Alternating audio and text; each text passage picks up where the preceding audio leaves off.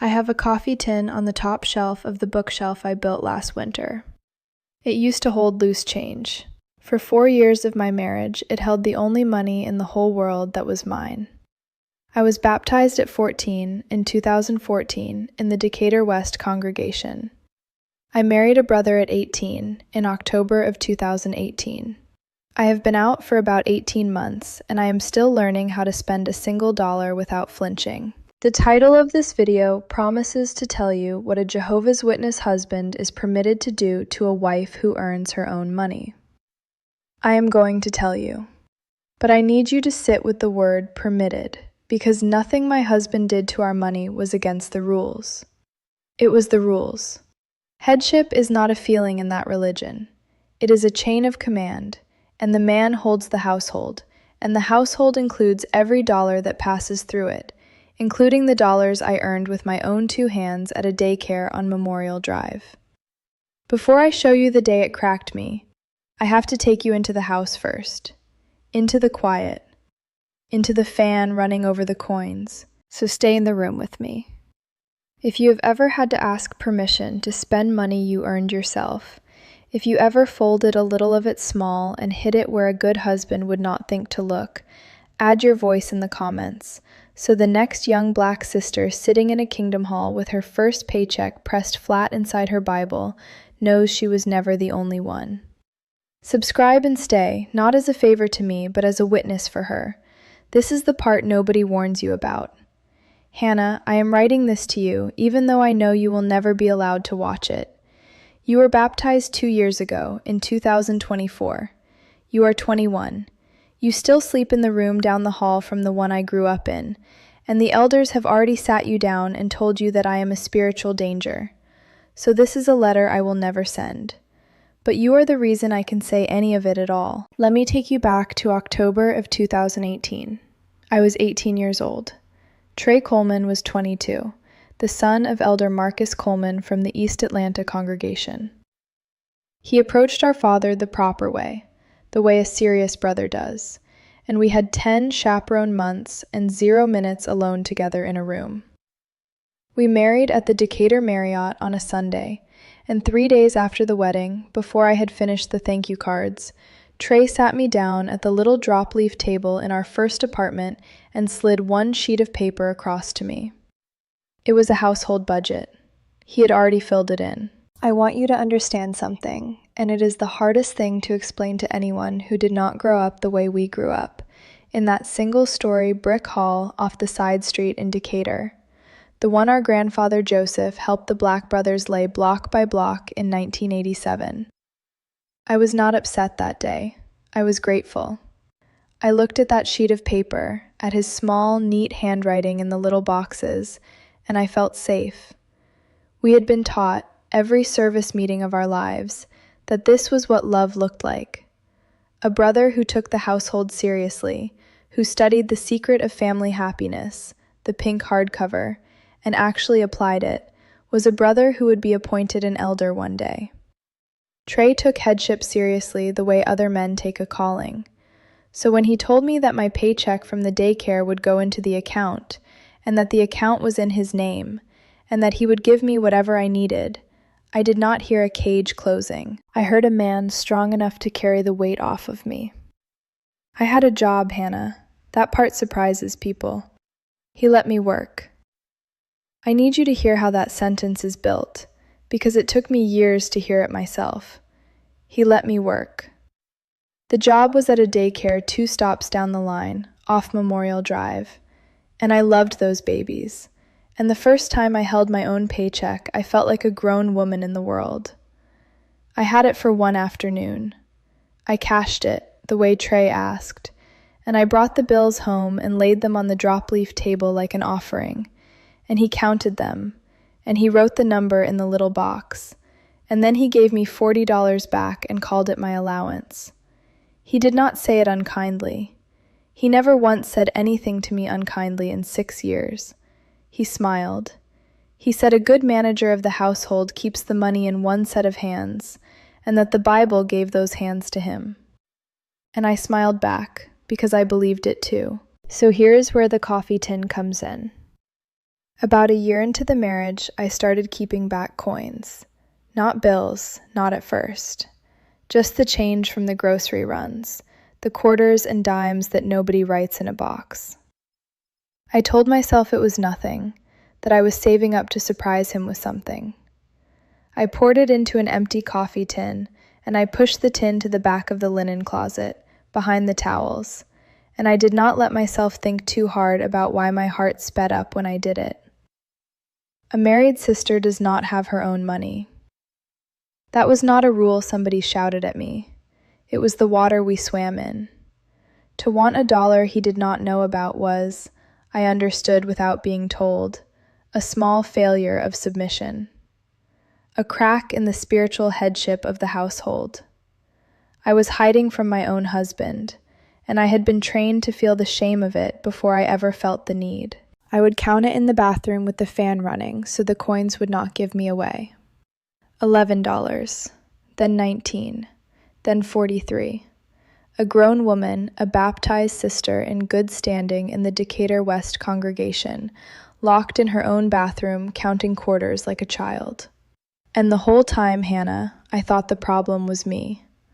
I thought the wanting was the sin. I never once thought the house was built wrong. I thought I was the only crooked thing in it. I want to step back now and show you the machine, because if I only tell you about Trey, you will think this was a story about one man, and it was not. One man cannot do this alone. It takes a whole organization standing behind him, and a whole hall agreeing not to see. Headship, the way it was taught to us, is a straight line that comes down from God. The Watchtower drew it for us in diagrams, real diagrams, with arrows. God at the top, then Christ, then the man, then the woman. The woman does not have her own arrow, she receives. Everything flows down through the man, and that includes provision, and provision is just a soft word for money.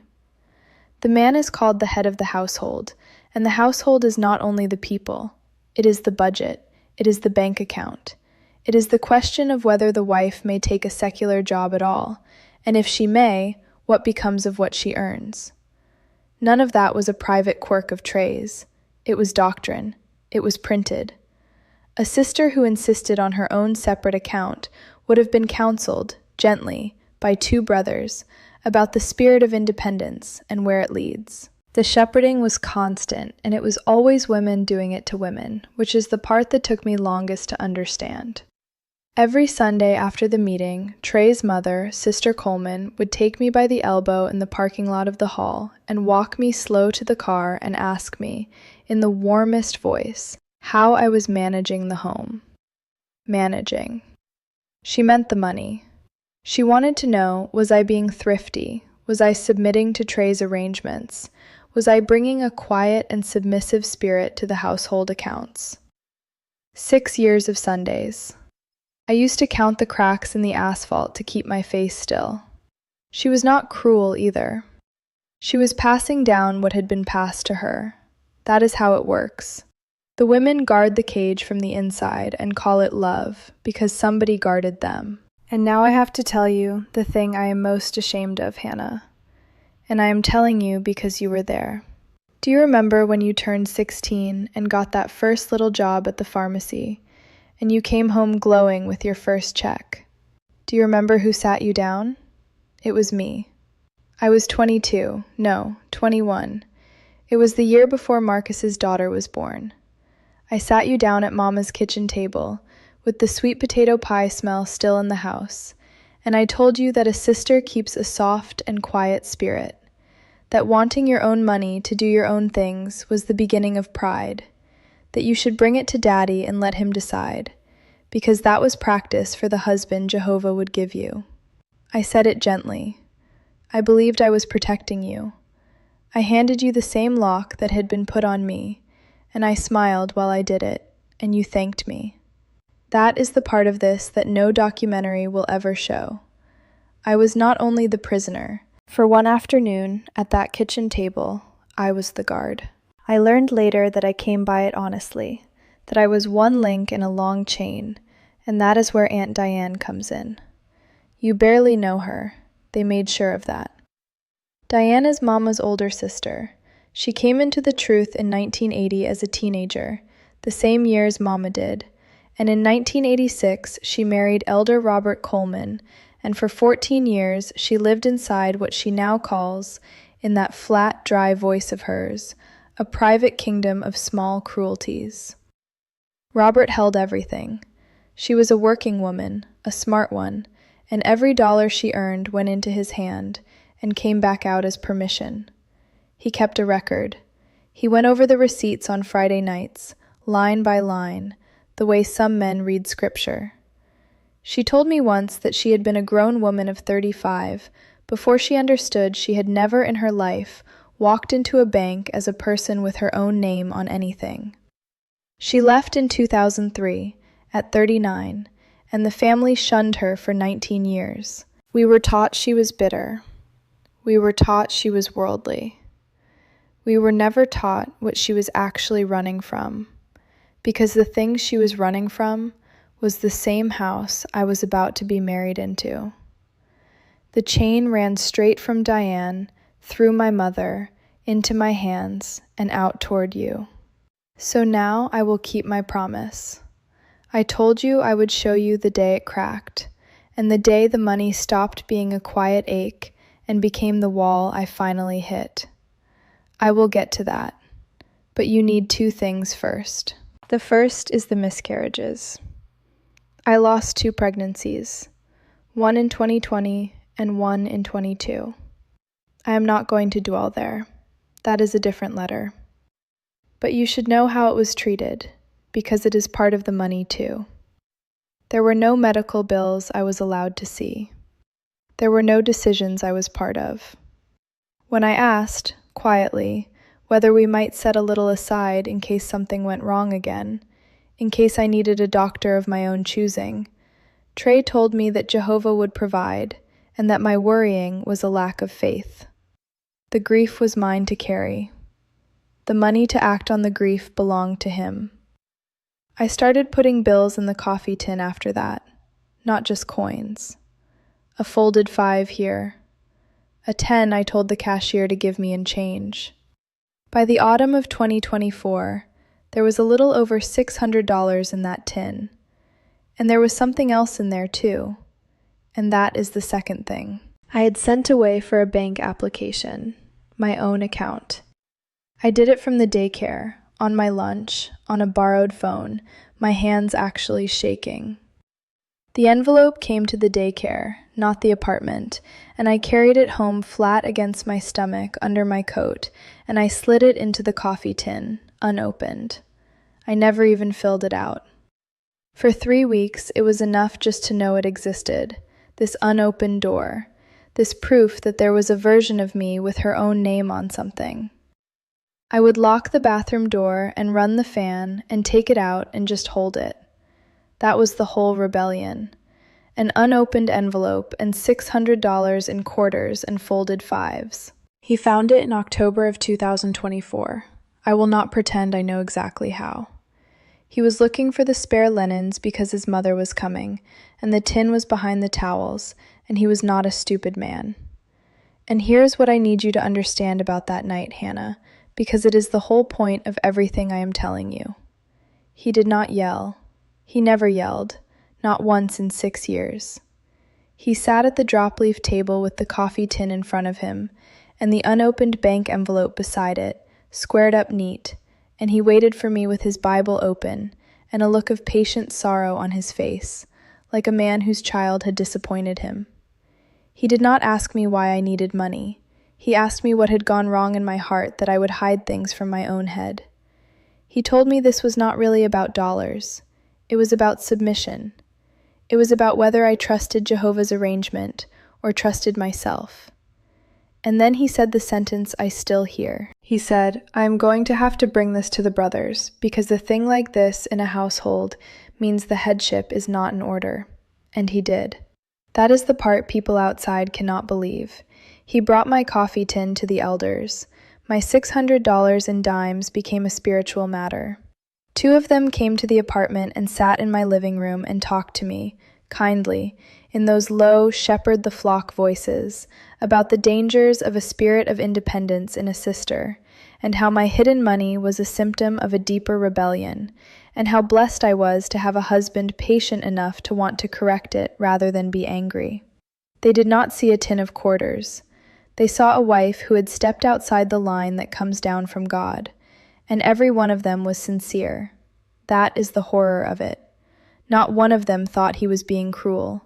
They thought they were saving my marriage. Something in me went very quiet that night, and it did not come back. Not loud, I did not throw anything. I just understood, all at once and forever, that there was no amount of submission that would ever make that money mine, because the money was never the point. The control was the point. I had a name for it within a year, after I left, sitting in a free legal clinic off Memorial Drive, reading a pamphlet somebody had left on a chair. Economic abuse, coercive control. Plain words on a cheap photocopied page, and I read them 4 times, because nobody in 26 years had ever given me permission to call it anything but love. That was the day the coffee tin stopped being my shame and started being my evidence. I asked Trey for a divorce in November of 2024. The Judicial Committee disfellowshipped me within the same 2 weeks. 3 brothers in the back room of the hall our grandfather helped build. One of them was Trey's father. He should have recused himself. He did not. Mama crossed Memorial Drive to avoid me in March. Daddy sent 1 Christmas card. Marcus, your own brother, stopped speaking to me the same week. You know all this. You are living inside the silence right now. I live in a 1-bedroom in central Decatur now, 2nd floor, close enough to the MARTA that I hear it. I am finishing an associate's at Perimeter College. I work part-time, and my paycheck goes into an account with my own name on it, and I want to tell you that I spend freely, but the truth is I still flinch at the register sometimes, 18 months out, like a dog that still ducks at a raised hand long after the hand is gone. That part heals slow. I am letting it. The coffee tin is on the top shelf of the bookshelf I built myself, out of pine and cinder block, the first thing I ever owned outright. It has the change back in it now, just change, and the unopened bank envelope is gone because I do not need a door I am afraid to walk through anymore. Aunt Diane comes every other Saturday. She drives over from Eastlake with a sweet potato pie from the bakery on Memorial Drive, and we sit on the floor because I still do not have a kitchen table, and that is on purpose, Hannah. I am not buying a table that some man fills in a budget on. Diane is 62. She got out at 39. She lost 19 years to the shunning, and she is the most free person I know, and every Saturday she is proof to me that the chain can be broken by any link who decides to be the one that breaks it. There is a thing I do now that I could never have explained to the 18-year-old in that wedding dress at the Decatur Marriott. On the 1st of every month, when my own pay clears into my own account, I walk down to the little black-owned bakery on Memorial Drive, the same one Diane buys the pie from, and I buy myself 1 slice of sweet potato pie and a coffee, and I pay for it standing right up at the counter. Nobody writes the number in a box. Nobody hands me an allowance back with a smile. Nobody asks me what went wrong in my heart. $4.75. It is the most expensive thing I own because of everything it cost to get to the place where I could buy it without my hands shaking. The first time, they did shake. The girl behind the register pretended not to notice, and I have loved her quietly ever since for it. And I have to say this about Trey, because if I let you think he was a monster, I will have taught you the wrong thing, and I have taught you enough wrong things. Trey was not cruel. Trey was a young black brother who was handed the exact same hour his father was handed, and his father before him, in a hall that called the handing down love. He was given a diagram with arrows and told it came from God. He is already remarried, to a sister who just turned 19, and somewhere in East Atlanta right now, there is a girl laying her first paycheck on a table like an offering and feeling safe, and I cannot save her, and I cannot save you, and that is the grief I carry instead of the marriage. But I can put it down on a page. So hear me, all of you, not just my sister. If you grew up in a black Kingdom Hall in Atlanta, or a white one in Ohio, or anywhere a man held the household like a key. If you ever cashed your own check and handed it across a table and got an allowance back with a smile. If you ever counted coins in a locked bathroom with the fan running so the man you married would not hear what was yours. If you ever sent away for one unopened envelope just to prove to yourself you were still a person. If somebody you loved sat you down at a kitchen table and handed you the same lock that had been put on them, and you thanked them for it. I see you. I was you. I am still becoming someone who is not. Hannah, I do not know if you will ever be allowed to read this, but I needed to say it out loud one time. For the girl at that pharmacy with her first check, the one I sent the wrong way. The money was never the sin. The wanting was never the sin. You were never the crooked thing in that house. The hall does not own you. I am the proof.